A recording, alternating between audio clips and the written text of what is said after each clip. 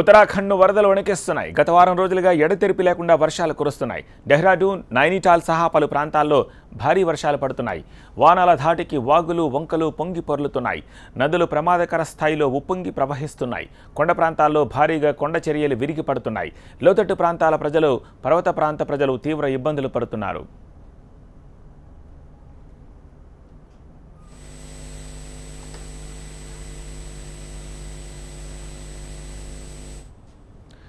వరదల ధాటికి ఉత్తరాఖండ్లో 6గురు చనిపోయారు. పలు గ్రామాలు నీట మునిగాయి.